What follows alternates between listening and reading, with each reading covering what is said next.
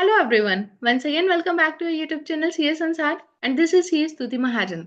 तो आज के सेशन में हम डिस्कस करने जा रहे हैं how to apply for IC code, import export code.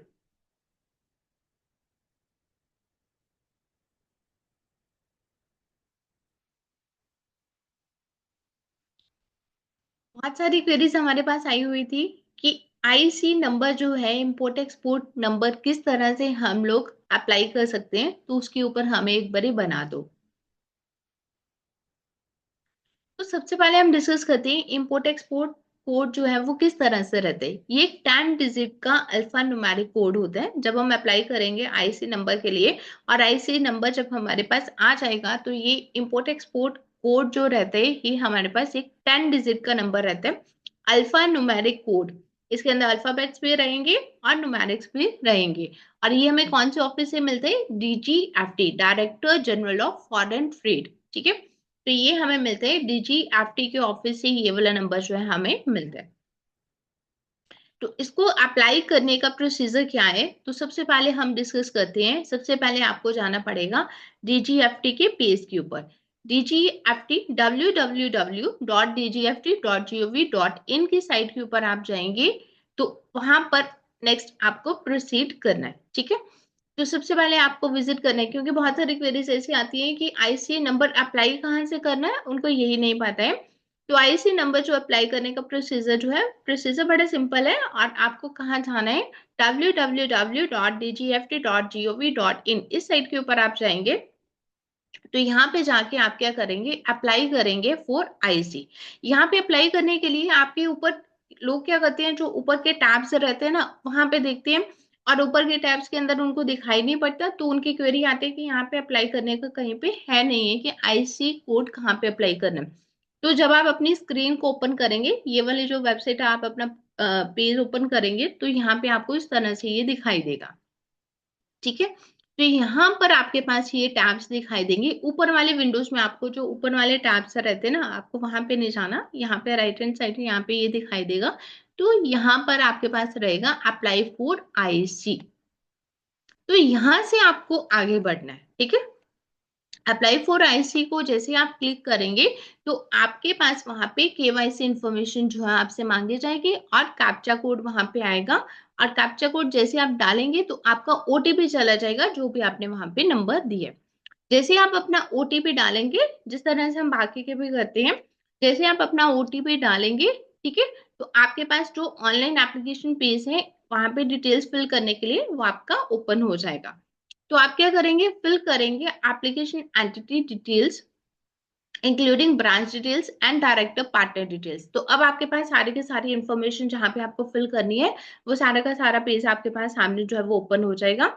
इसके अंदर जितने भी आपके बिजनेस की इंफॉर्मेशन है, आपके बिजनेस के पार्टनर्स हैं या बिजनेस के डायरेक्टर्स जो भी हैं, आपको उनकी इंफॉर्मेशन जो है वो फिल करनी है। इन्फॉर्मेशन के साथ साथ कुछ स्कैन कॉपीज हैं जो कि डॉक्यूमेंट्स की इन्फॉर्मेशन वहां पे वो मांगेंगे। वहां पे उन्होंने फाइल साइज दिया होता है कि ये डॉक्यूमेंट्स आपको अपलोड करने हैं और उनका जो साइज है यही रहेगा। तो वो डॉक्यूमेंट्स की जो लिस्ट है वो भी आपको वहां पे अपलोड करनी है। और जब भी आपको डॉक्यूमेंट्स को अपलोड करना है तो आप क्या करेंगे? जो फाइल्स है आपके पीडीएफ और जेपीजी की फाइल होनी चाहिए। और डॉक्यूमेंट्स जो है आप स्कैन करके रख लेंगे, तो इन डॉक्यूमेंट्स को आप क्या करेंगे? अपलोड कर देंगे। अपलोड करने के बाद वहां पे आपकी जो है फीस पे करनी होगी। और इसकी फीस जो है, आईसी रजिस्ट्रेशन फीस जो है वो रहती है 500 रुपीज। या तो इसको डेबिट कार्ड के थ्रू पे कर सकते हो या फिर आप नेट बैंकिंग के थ्रू इसको पे कर सकते हो। और जैसे आपने अपनी फीस को पे कर दिया, तो पूरी की पूरी एप्लीकेशन आपने फिल कर दिया, आपने फीस को पे कर दिया, तो आपके पास नीचे प्रीव्यू के जो नीचे टैब है वो ओपन हो जाएगा, प्रीव्यू। तो आपको प्रीव्यू दिखाई देगा। आप क्या करेंगे? प्रीव्यू करके अपनी एप्लीकेशन चेक कर लेंगे कि कहीं कोई इसमें एरर्स तो नहीं है। और इनकेस अगर नहीं है, आप उसको एक बार चेक करके तो आप इसको प्रोसीड कर देंगे। और जैसे आप प्रोसीड कर देंगे, प्रोसीड करने के बाद आपके पास आ जाएगा सबमिट की ऑप्शन आ जाएगी। तो आप अपने जो भी एप्लीकेशन आपने फिल की है उसको आप सबमिट कर देंगे और जनरेट करेंगे एन आईसी सर्टिफिकेट। ठीक है, इस सारे प्रोसेस के अंदर 10 to 15 डेज जो है वो लग जाते हैं। इनकेस अगर आपकी एप्लीकेशन जो है वो रिजेक्ट होती है तो 2 दिन के अंदर आपको मेल आ जाती है कि आपकी जो भी एप्लीकेशन आपने लगाई है उसको रिजेक्ट कर दिया गया विद रीजन, और उसका रीजन क्या है रिजेक्ट करने का। और अगर आपकी एप्लीकेशन जो है एक्सेप्ट होती है तो उस केस में 10 या 15 दिन के अंदर आपके पास आईसी कोड जो है वो आपको इशू कर दिया जाता है। तो सबसे मेन पॉइंट इसके अंदर क्या है, आपको dgft.gov.in की साइट के ऊपर जाना है, वहां पे आपको अप्लाई करना है, अप्लाई फॉर आईसी। सबसे पहले अप्लाई करने के बाद आपका जो है वो ओटीपी जाएगा, ओटीपी के थ्रू आपकी जो एप्लीकेशन फॉर्म आपका ओपन हो जाएगा। एप्लीकेशन फॉर्म जब आपका ओपन होगा तो उसके अंदर आप अपनी बिजनेस की डिटेल्स देंगे, आपके जो पार्टनर्स हैं उनके डिटेल्स देंगे, या फिर आपके जो डायरेक्टर्स हैं आप उनकी डिटेल्स देंगे। डिटेल सारी देने के बाद आप क्या करेंगे, उसको एक बार प्रिव्यू करके उसकी फीस पे करेंगे 500 रुपीज। उसको एक बार प्रिव्यू करके आप चेक कर लेंगे, इनकेस अगर आपके कोई एरर है तो दोबारा से उसको वहां पे वो एडिट करके सही कर सकते हो। और अगर आपने सब कुछ ओके कर दिया तो एप्लीकेशन को आप सबमिट कर दोगे। एप्लीकेशन सबमिट करने के बाद इनकेस अगर आपकी एप्लीकेशन रिजेक्ट होगी या एक्सेप्ट होगी, ठीक है, दो ही चीजें हैं, बीच में तो कहीं नहीं रहेगी, या तो आपकी एप्लीकेशन एक्सेप्ट होगी या फिर रिजेक्ट होगी। तो इनकेस अगर आपकी एप्लीकेशन जो है वो रिजेक्ट है तो उस केस में 2 दिन के अंदर आपको मेल आ जाएगी कि आपके एप्लीकेशन को डीजीएफटी ऑफिस के अंदर रिजेक्ट कर दिया गया, और क्यों कर दिया गया उसको नोटिफाई भी कर दिया जाएगा। और इनकेस अगर आपकी एप्लीकेशन कोई रिजेक्शन की मेल नहीं आती तो डेट मीन्स कि आपकी एप्लीकेशन एक्सेप्ट कर ली गई है, और 10 से 15 दिन के अंदर आपके पास आईसी कोड जो है वो आ जाएगा। अब हम देख लेते हैं कि आईसी रजिस्ट्रेशन का मेनली बेनिफिट क्या है। ठीक है, इंपोर्ट एक्सपोर्ट कोड का मीनिंग क्या है, ऑब्वियस ये बात है कि आपने अपना जो भी बिजनेस है वो एक कंट्री से बढ़ा के दूसरे कंट्री के अंदर करना है। तो आपने अगर कोई अपना बिजनेस को एक्सपैंड करना है या ग्रोथ करनी है ना, एक कंट्री से आगे अगर आपने जाना है तो उस केस में आपको आईसी कोड चाहिए होगा। जब आप एक्सपोर्ट कर रहे हैं तो आपको पता है कि एक्सपोर्ट के अंदर बहुत सारी सब्सिडीज मिलती है, ठीक है, गवर्नमेंट की ओर से बहुत सारी सब्सिडीज मिलती हैं एक्सपोर्ट के लिए। तो आईसी कोड है तभी आप अपना एक्सपोर्ट कर पाएंगे और जितनी भी गवर्नमेंट की सब्सिडीज हैं उसका बेनिफिट ले पाएंगे। और जब भी आप एक्सपोर्ट करते हैं तो टैक्स रिलीफ भी है, और आपको facilitate cross border payments for important exports. और क्रॉस बॉर्डर जो भी है, अगर आप पेमेंट्स कोई भी करते हैं तो उसके लिए भी आपको आईसी नंबर वहां पे मेंशन करना जरूरी है। वेरिफिकेशन प्रोजेक्ट्स, तो इसके लिए क्या है कि कस्टम ऑफिस जो है वो आपका आईसी नंबर चेक करते हैं कि कंपनी की लेगिटिमेसी को चेक करने के लिए, ठीक है, उसके चेक करने के लिए कि आईसी नंबर से ही वो चेक होते हैं कि वहां पे क्या था आपका। Then what is the validity of the IC. एक बार आप लोगों ने आईसी नंबर जो ले लिया तो उसकी वैलिडिटी क्या है। एक बार जब आप लोगों ने अपना आईसी नंबर ले लिया तो थ्रू आउट लाइफ आपका वही नंबर जो है वो चलता रहेगा। हाँ, इसको भी एनुअली आपको अपडेट करना पड़ता है, अगर आपकी इन्फॉर्मेशन सही है तो आप उसको टिक कर देंगे कि वही है। अगर आपको कोई भी इंफॉर्मेशन के अंदर चेंजेस करना है तो इसको एनुअली जब इंफॉर्मेशन आप इसको अपडेट करते हैं तो उसके अंदर आप अपनी करवा सकते हैं, जो भी इंफॉर्मेशन है उसको आप अपना अपडेट कर सकते हैं।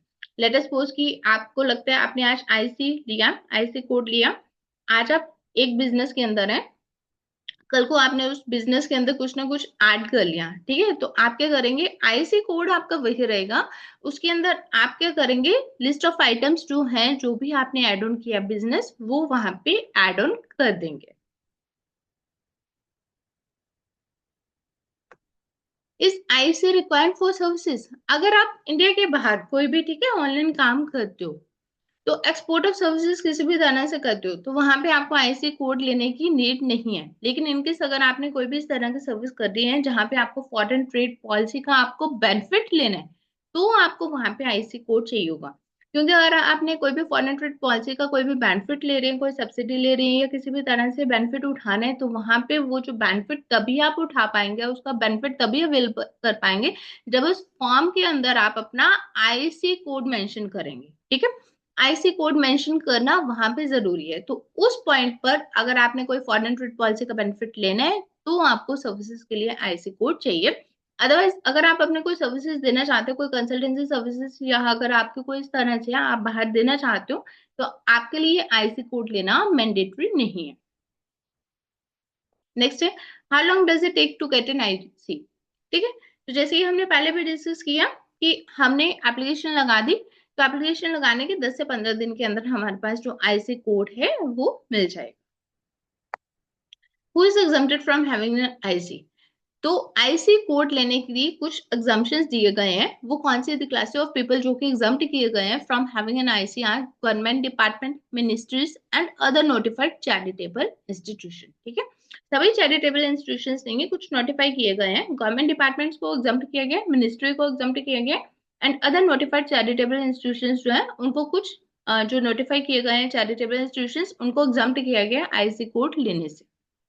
तो ये वाली ऐसे हैं जिनको एक्सपोर्ट अगर करना है तो उनको आईसी कोड लेने की नीड नहीं है। अदरवाइज जितने भी लोग हैं, अगर आप अपना बिजनेस एक्सपेंड करना चाहते हैं, एक कंट्री से दूसरे कंट्री के अंदर एक्सपेंड करना चाहते हैं, तो उस केस में आपको आईसी कोड लेना है। और आईसी कोड लेने के लिए अगेन मैं आपको बता रही हूँ आप कौन सी वेबसाइट यूज करनी है। www.dgft.gov.in, वहां पे जाके आपको अप्लाई कर, इनकेस अगर आप वहां पे अप्लाई कर पा रहे हैं देन इट्स ओके। इनकेस अगर आपको वहां पे प्रोफेशनल हेल्प चाहिए तो आप हमें कांटेक्ट कर सकते हैं। So this is all for today. Thank you for watching this video. Please subscribe to our YouTube channel CS Ansar। Thank you.